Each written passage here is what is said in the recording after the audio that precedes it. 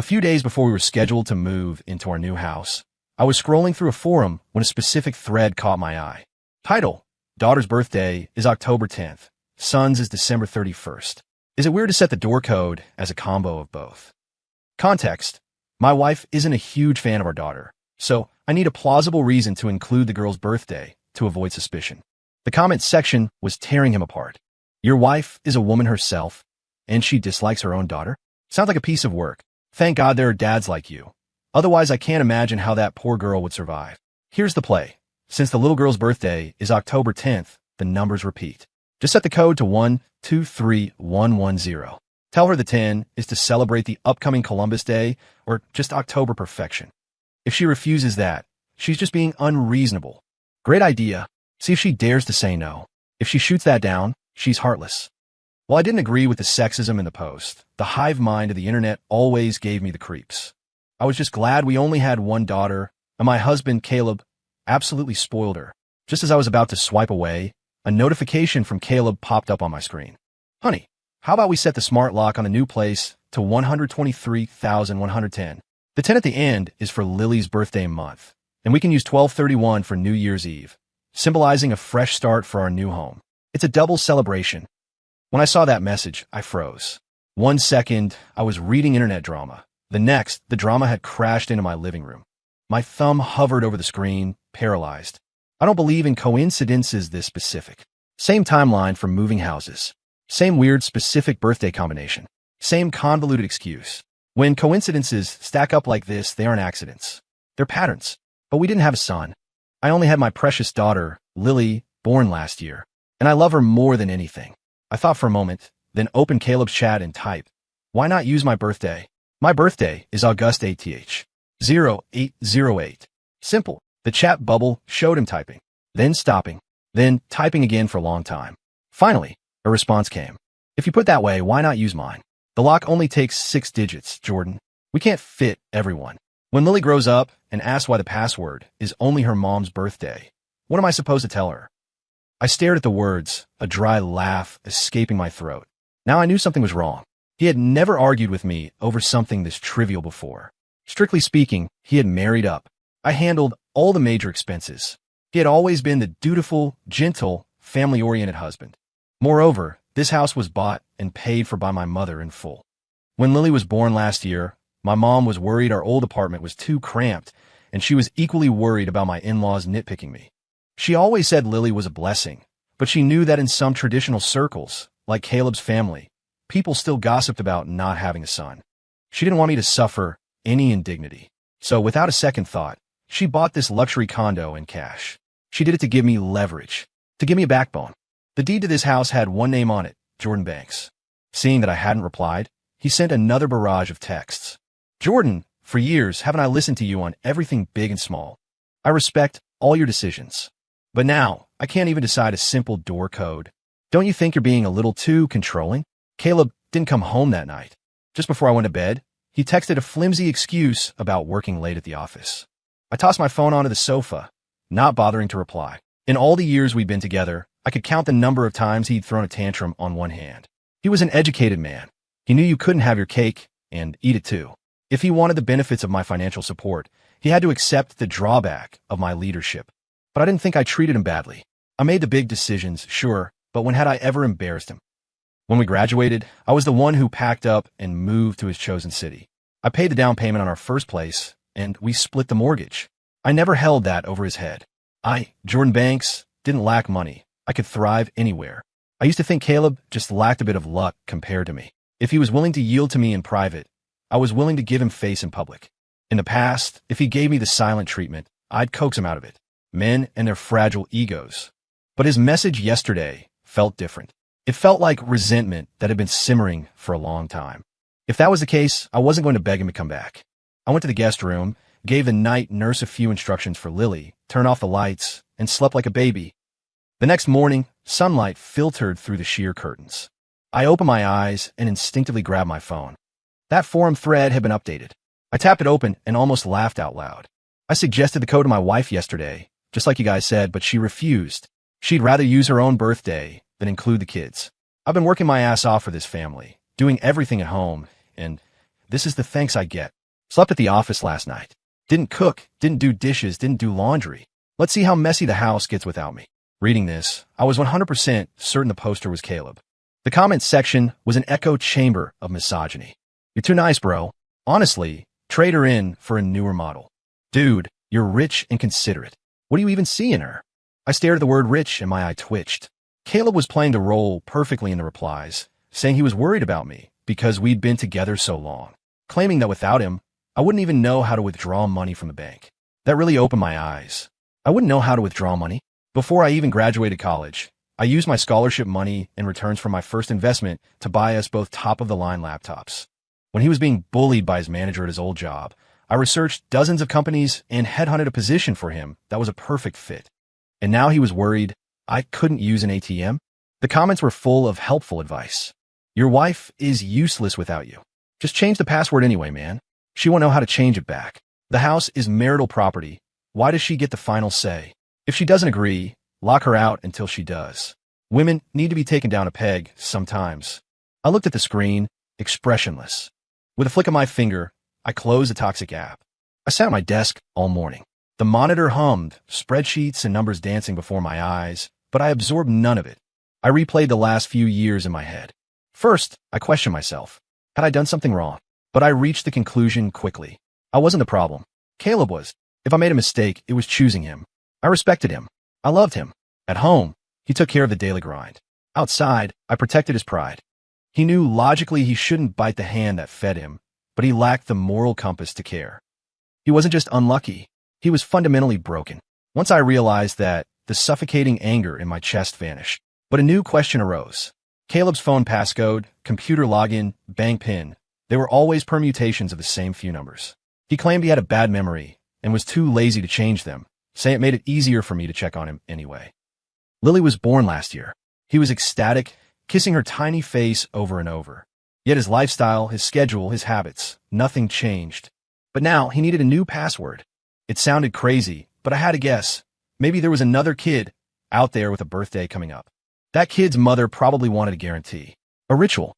A new password for their sanctuary, involving their numbers. Caleb, usually so dull and predictable, had really swung for the fences this time. I picked up my desk phone and dialed my boss. Hey, I need to take some personal time. Family emergency. He approved it immediately. On my way out, I called my coworker, Piper. Hey, Jordan, what's up? Aren't you at work? Piper's cheerful voice chirped. I made my voice sound light, breezy. Piper, that smart scale you helped me order? I actually want one for myself now. Oh, awesome. My friend recommended it. Said the features are insane. I looked at the package in my hand. Actually, can I have the one that just arrived for you? You know, I'm moving into the new place, and I realized I totally forgot to buy a scale. I'll buy you a new one. The premium bundle you said was too expensive. Consider it interest for letting me hijack this one. OMG, Jordan. Stop. Take it. It's just a scale. But if you're getting me the bundle, I won't say no. Done. Don't worry about the money. I hung up and drove to the new condo with the brand new smart scale. I placed it in the master bedroom, right in front of the full-length mirror, a spot where anyone changing clothes would be compelled to step on it. I crouched down, took out my phone, registered a new administrator account, and connected the Bluetooth.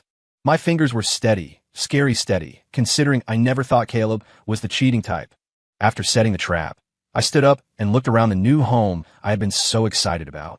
Now, I was just waiting for the kid who was actually born on December 31st to come visit.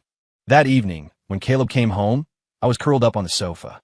He changed his shoes, saw me sitting motionless, and sighed.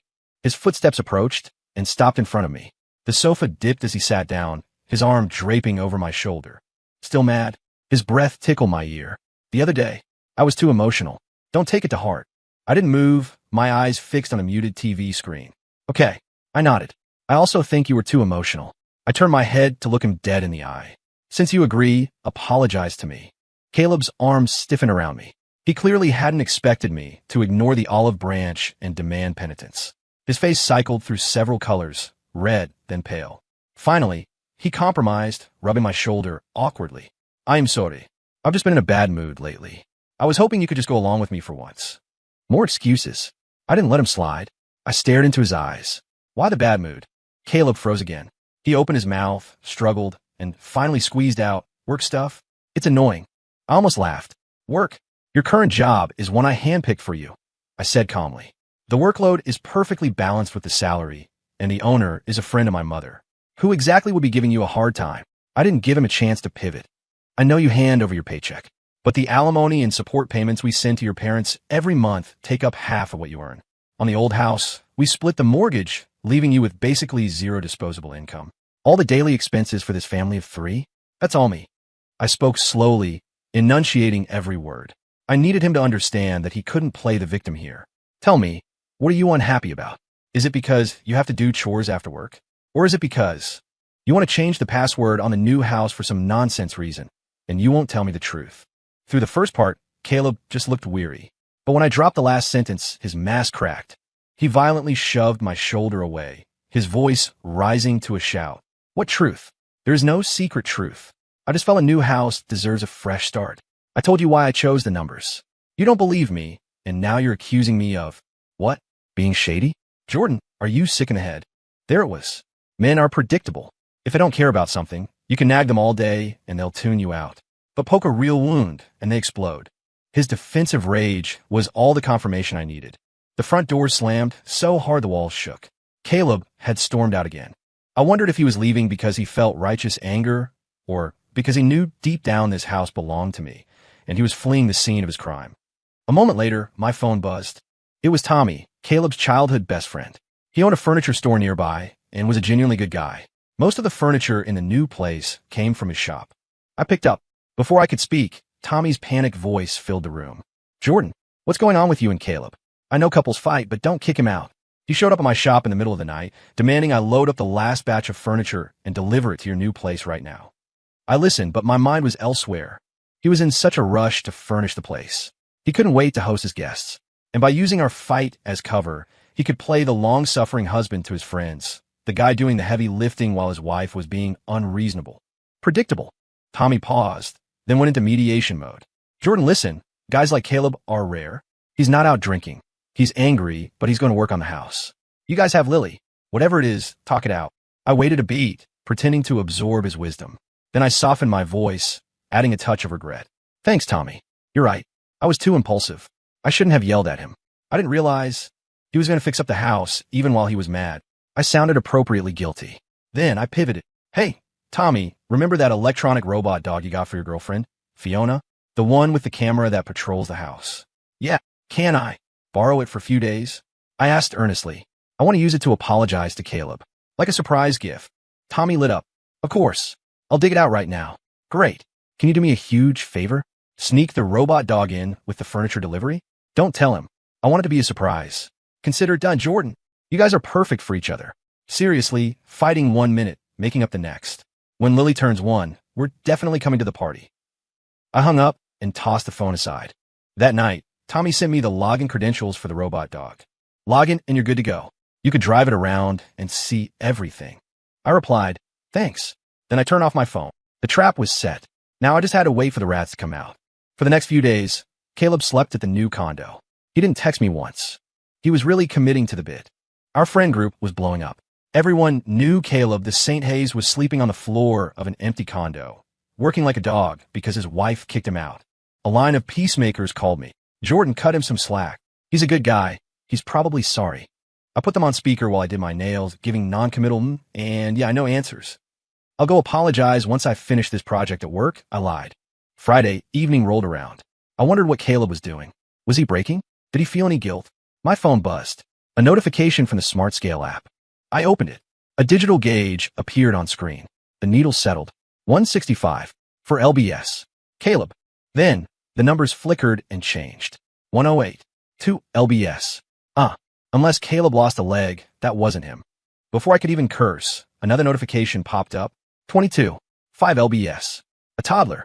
Looks like the whole family was reunited. Caleb's job was easy.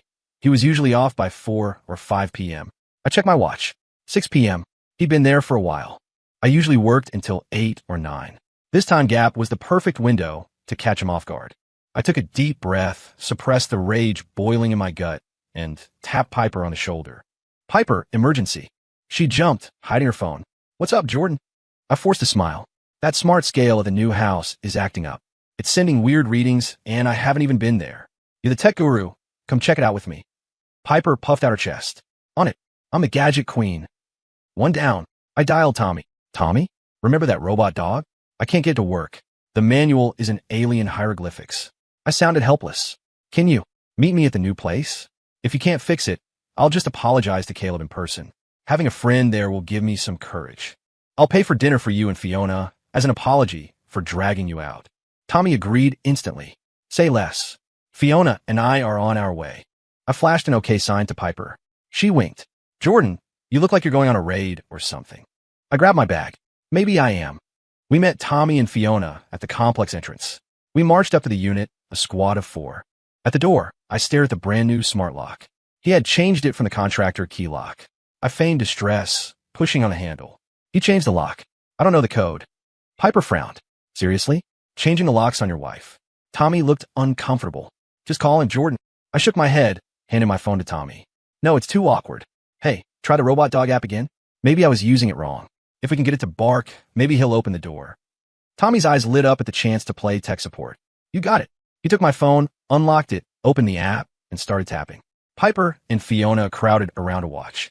The hallway lights flickered. I leaned against the cold wall, watching Tommy. I watched the excitement drain from his face.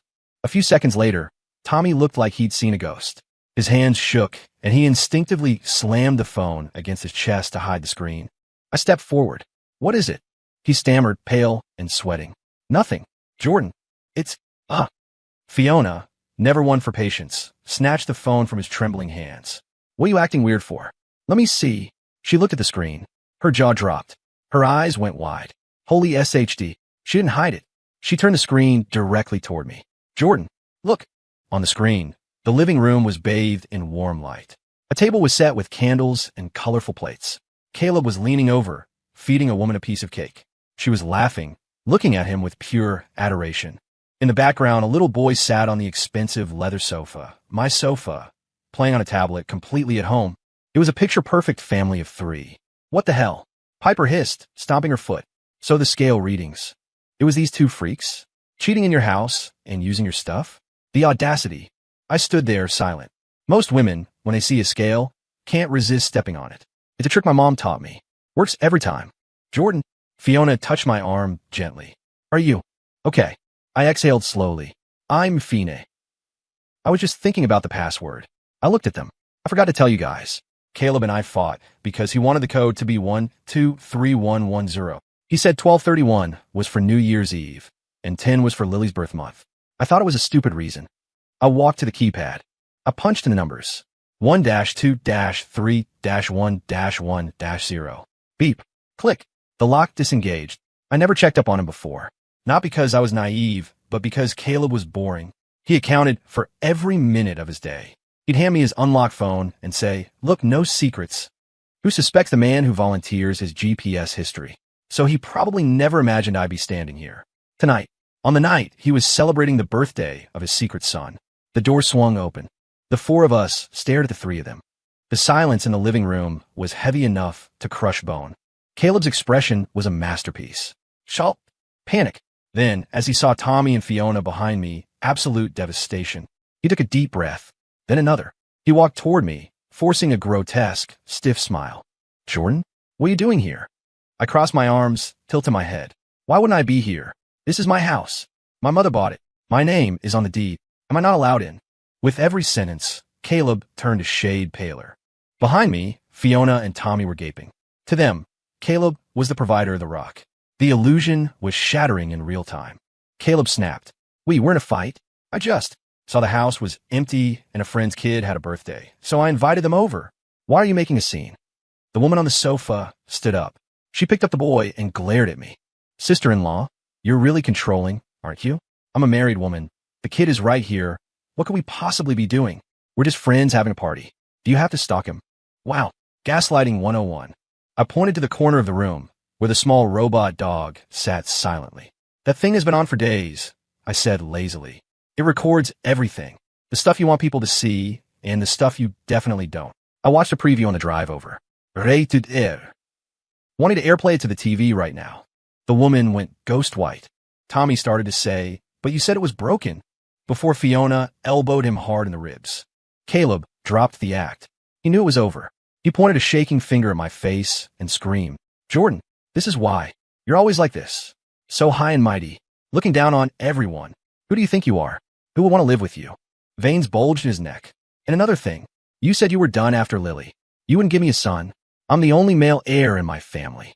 If you only give me a daughter, what happens to my line? My parents. You never considered my needs." He was screaming, painting himself as the victim of my tyranny. I watched him tantrum. When he ran out of breath, I spoke. "Your job, this house, our life. I compromised on everything for you, and now you're screaming that I didn't consider you. If you were so miserable, you shouldn't have pretended to be happy while spending my money." I stepped closer. "You're eating from the bowl and spitting in the cook's face. Caleb, I knew you were weak, but I didn't know you were trash." The rest was procedural. I called the cops immediately. "Yes, 911. There are intruders in my home." When the police arrived, it was humiliating for him. Neighbors watched as he was escorted out. I filed for divorce the same day. My lawyer pulled his bank statements. Every cent he had siphoned off to his mistress over the years, a staggering amount, was tracked down. We sued for the return of marital assets. The community was shocked. "Caleb? The nice guy? No way." "Yep, the nice guy who had a son 2 months older than our daughter." In the end, Caleb left with nothing. He actually owed me money.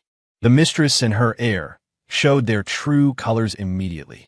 When they realized he was broke and in debt to me, they turned on him, screaming that they had no money to pay me back and that he better keep supporting them. Months later, Caleb came to find me. He looked 10 years older. "Jordan," his voice was raspy. Can I see Lily?" I laughed in his face. "See Lily? Did you forget what you screamed in my living room? That she wasn't enough? That you needed a son? Now you want to play the loving father? You missed your calling as an actor." I shook my head. "My daughter doesn't need a father like you. You're stuck with your son and his mother. You deserve each other." I sold the condo and prepared to move back to my hometown with Lily. The day before I left Seattle, the real estate agent called. "Ms. Banks, the cleaners found a cake in the fridge. It says, 'Happy birthday, December 31st, but the date on the box is October. They threw it out, but one of the cleaners. Well, her kid's birthday was actually that day, so she took it home. She feels bad and wants to pay you for it." I paused. "No," I said softly. "Tell her to keep it. It was going in the trash anyway. Tell her, happy birthday to her kid for me." I hung up and looked out at the rain. The world is full of coincidences. At least that one was a happy one. Story complete.